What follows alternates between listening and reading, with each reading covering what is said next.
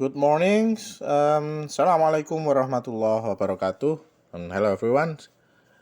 This is Spectroscopy 2 credits in semester 5, this is not the compulsory subject. This is the elective subjects. We have couples of change in spectroscopy. It used to be the compulsory subject, and then it moves to be elective, back to the compulsory. But now, since 2019, we moved this spectroscopy subject to be an elective courses, and then the credits just change from 3 credits into 2 credits. Okay, so now we have the 2 credits instead of three credits. So this semester semester 1 2020 2021, and the course code is FIM 302. Okay, the lectures is going to be myself, Heri Trilaksana, and Pak Adri Supardi. So even Pak Adri Supardi is already retired, but he is very keen and he still have a good commitment to do this lecture for spectroscopy. However, we just swap over between the previous one, the semester 1 2020, which is Pak Adri will do lecturing first, and then I will do the second half. But now I'm doing the first one, and Pak Adri will do the second half. So this is online classroom because we are still in the pandemic outbreak. So there's no in-person classroom, there's no offline learning and teaching process. We're just doing everything, every activities online on the whatever YouTube channels or the share PowerPoint with my descriptions and so forth, or maybe Pak Adri will do in Zoom platform. But at least we are not going to do on the offline learning and teaching process. All right. So this is the first introduction. Let's say brief informations. What is spectroscopy tells about? So what does it cover, and how we will conduct the lectures, the assignments, the exam, and so forth. So everybody will understand what we are going to do in this spectroscopy. Thank you.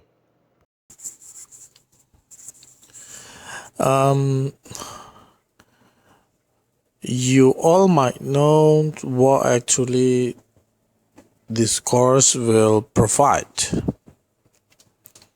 So this course is actually the application of the quantum physics based on the interaction between the electromagnetic waves and matters.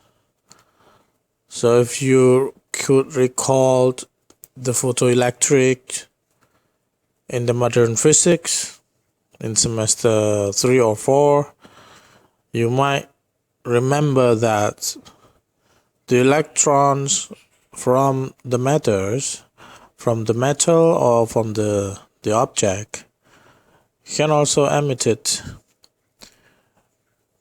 when the light, or let's say electromagnetic waves, comes into the metal or the surface.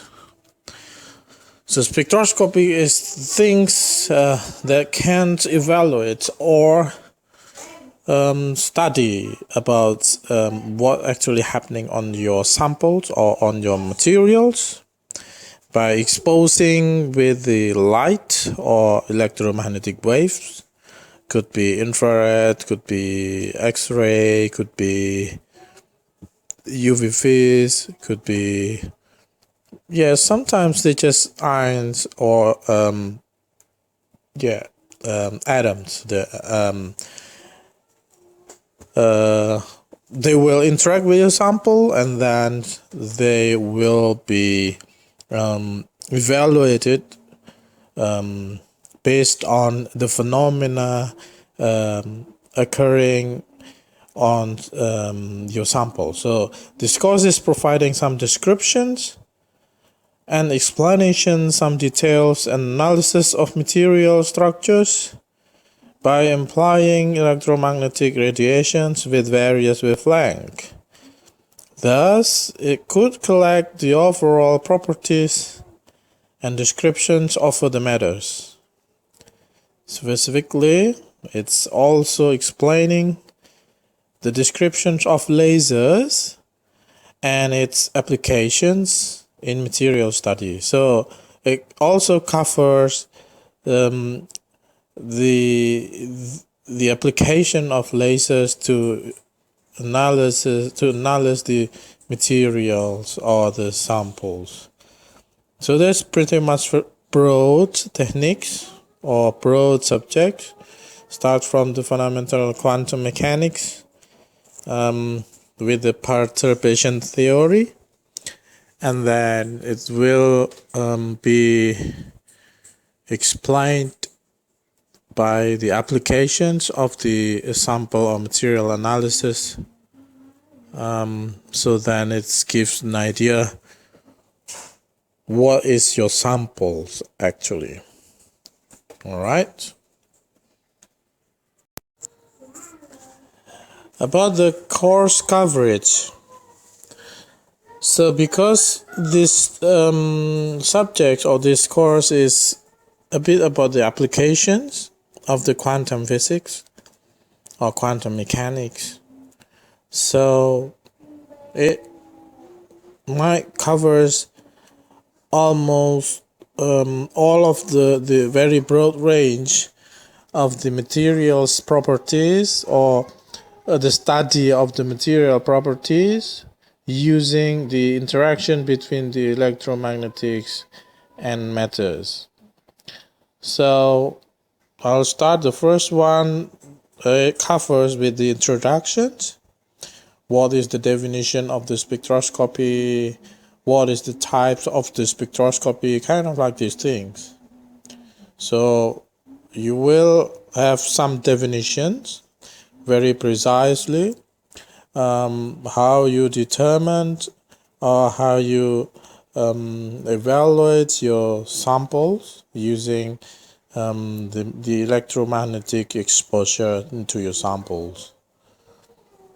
So first of all, you will learn about the electromagnetic and matters interactions, which is very close to the quantum mechanics, in particular of time-dependent perturbation theory.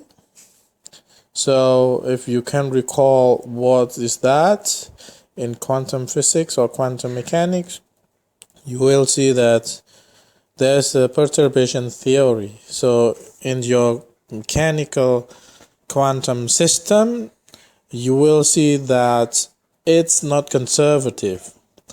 You will do some perturbations. You will perturb the system.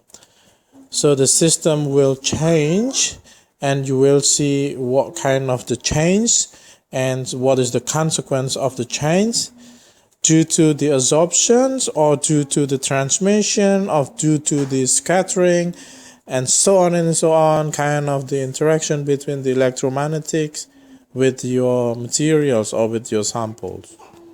And then you will see the spectrums. That's why this subject, this study called as spectroscopy, which comes from the Greek word spectros, which is spectrums. So you need to understand what is the shape of the line spectral and the line spectral broadenings, and what is the cause of the broadening itself. And secondly, the electronic spectroscopy, which is corresponding to the orbitals, the valence orbitals of the atoms, and as well as you will recall about the atomic spectra from basically in the modern physics. Very, very brief, you will understand, or you will be introduced with the atomic spectra of the hydrogen atom, which is very, very simple. But on your samples or materials, you're gonna have a lot of spectra. So spectrum is the single one, spectra is for the plural. You have many spectrums in the spectra. So atomic spectra, because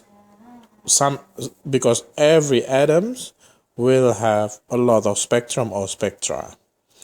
Then once you understand about this atomic spectra, you will see the molecular orbitals on your molecules.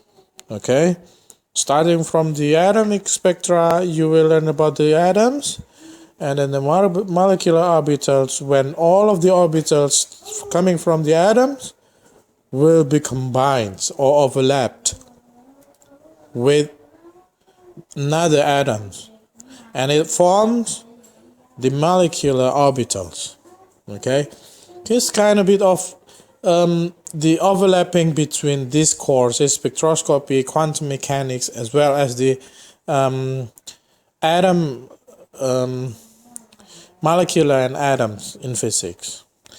And then you will learn about the vibrational structures, what kind of vibrations on your chemical bonds between your atoms and your functional groups, or your functional groups relatively to another functional groups, or another functional groups relatively to your another atoms. And then rotational structure of electronics transitions. So besides they having the vibrational structures, they can also provide the rotational structure as well as the transitions. And then we'll come up with the optical spectroscopy. This is a bit different, but it's very, very technical, that you need to understand what is the instrument then that's able to be used in the in the optical spectroscopy. And then you need to define what is the spectral resolutions. So means the spectrum that you can evaluate as narrow as possible, because we understand we don't have any ideal spectral, very narrow and sharp, which is like a spike, but you still have some limitations for the spectral or spectrums that you can evaluate still. Okay, we call that a spectral resolution. And then you need to understand how to do the chemical analysis, and as well as you will got the optical methods from the electron and ion spectroscopy, such as the XPS techniques, UPS techniques, or maybe meta-induced stable electron techniques, as well as the NICS, which is ion spectroscopy techniques. And then you come up with the lasers and laser spectroscopy. Single frequency lasers could be tunable lasers, which is you can be tuning the wavelength or the frequency of your lasers. Could be dye lasers, could be gas lasers, or semiconductors lasers, tunable lasers basically. As well as you will learn about the detections, the high resolution of laser spectroscopy, and all of the application of the laser spectroscopy, what kind of techniques, what some details on the laser spectroscopy applications. And then vibration and rotational spectroscopy. This is a bit more detailed, with some calculations of the rigid molecules when you do something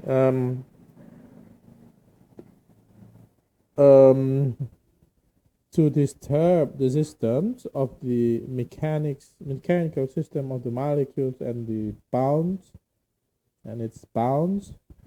So centrifugal distortions, harmonic vibrations, and harmonicity, as well as the spectrum analysis for the infrared. Okay, so if you look through this matter, so you will end up with the conclusions such that the vibration and rotation spectroscopy is just for the IR spectrum analysis, because they corresponding to the IR infrared spectrum analysis. Infrared spectrum, rather than the other frequency. So bonding in chemistry a bit more sensitive and very unique in IR spectrum. And then the last one, which is a bit more different, we will see the applications of the magnetic field to the resonance phenomena, and we can get also the spectrums out of the system. We call it as nuclear magnetic resonance spectroscopy, or NMR. So this is very, very famous thorough techniques. You can you're capable to investigate or study about the samples from the nuclear properties. So by doing the resonance of your of the nucleus of your atoms, then you will see how much is its magnetic moment, how much is the polarity of your magnetic moment, and then you will see the Zeeman effect. You will talk about the Bloch equations, and as well as the principle of nuclear magnetic resonance, or NMR applications. So if some of you will be interested into the kind of the applications of the nuclear magnetic resonance, it's a bit different, it's a bit similar, very close to the magnetic resonance imaging. So you apply the external magnetics inductions to your samples, then you will see kind of the effects or the phenomena through your samples, and then you will say something about your materials due to the magnetic and matters interactions. So if I talked from the beginning until the NMR here, so the one thing we are still missing here is about the Raman spectroscopy, but it's very close to the NMR, so it's going to be in the between vibrational and rotational spectroscopy, and with the Raman spectroscopy as well. And for the last 2 or 3 sections here, it's going to be taught by Patri, and I will start from the beginning until the lasers and laser spectroscopy. All right. So here is the aims of the course. So due to the curriculum and the syllabus constructions, each of the course will be aiming to some goals or some benefits that the students need to be capable to do that. And in these subjects, after completing this course, you will be able to analyze the atomic and molecular spectrum or spectra using infrared, sometimes microwave, sometimes UV and visible light, as well as the NMR, or applying laser spectroscopy and electron and ion spectroscopy. So the techniques in the spectroscopy thing is very, very broad, so very abundant techniques that you need to understand. But we are not providing all of those. Some of them will be introduced to you. So you will have an idea what's the next you need to do after you understand these courses. Hello, my students. This is the spectroscopy courses for semester 1, 2020, 2021. It's been changed that the spectroscopy was 3 credits. It used to be 3 credits before, and then start from last 2 semesters, it changed into 2 credits. But instead of the elective courses, it's being a compulsory. So everybody need to take and get this subject. Course code is FIM302, and the lectures are Pak Suparti and myself, Heri Trilaksana. So this is online classroom due to the pandemic COVID outbreak. So hopefully everybody will enjoy these lessons. Good. This is some references. If you look through it, it's pretty much very, very old books or literature. Some of them are very old, which is 1977. That is as old as what I have now. And Kohentano Cloud, 1977, Quantum Mechanics, volumes, the second volumes. This is very, very old.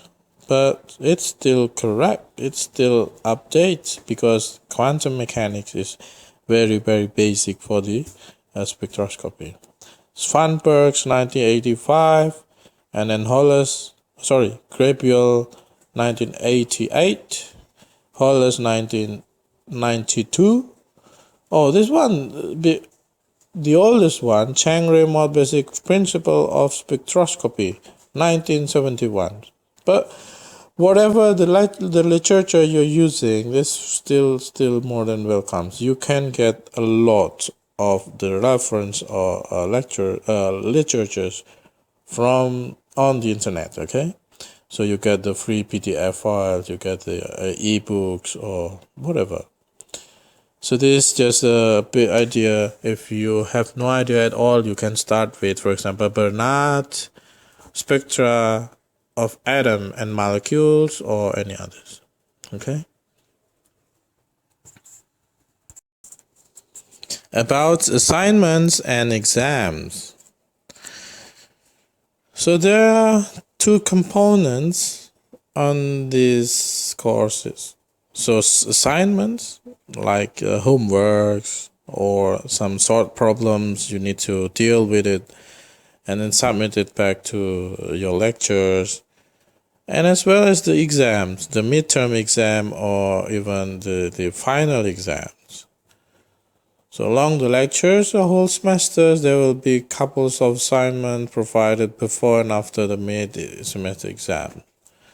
The mid-semester exam will be in 8 weeks assigned by the schedule from the faculty. So you start from the first weeks until the 7th for the first half. And then the 8th week, you're going to have the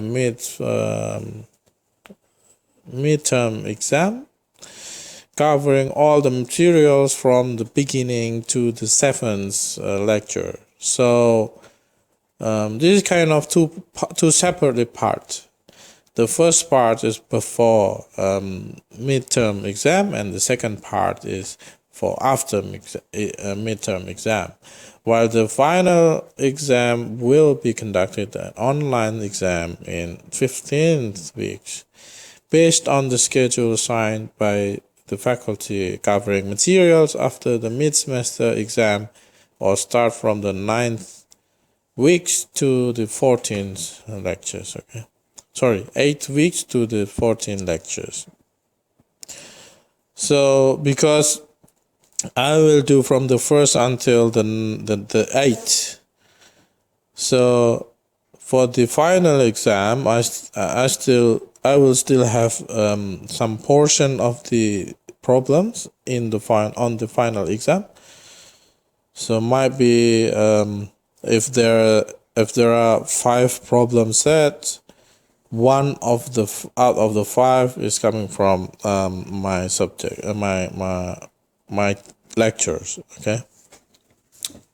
So that's about the exams and assignments. I hope you can do all of this very well. Don't miss any assignments because it's gonna be very helpful. So you submit it and make sure that you are not missing even once. Because in case your exam is not good or not quite good enough, your assignment will be very helpful. All right.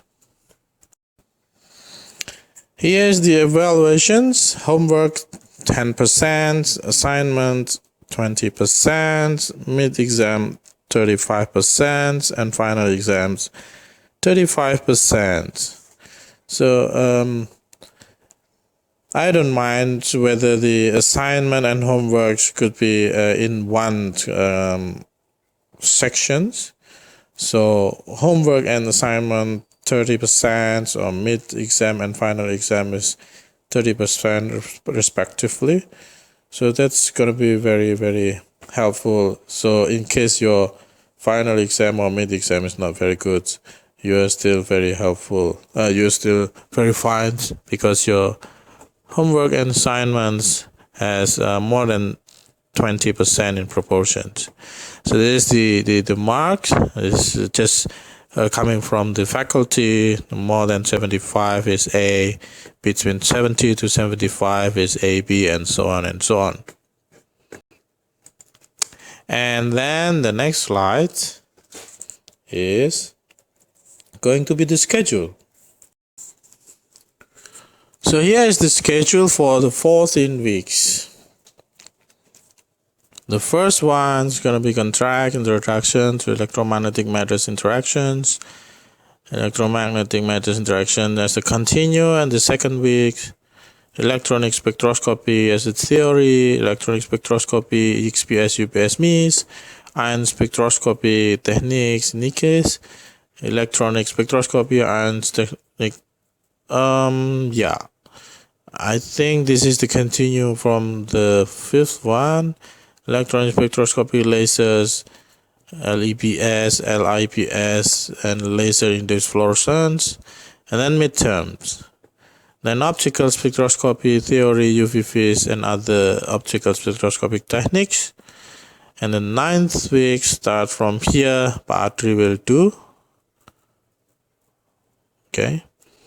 And then 10th here is vibration, rotation, molecule spectroscopy, vibrations, molecule spectroscopy, Raman spectroscopy, and then the last 2 weeks is about NMR.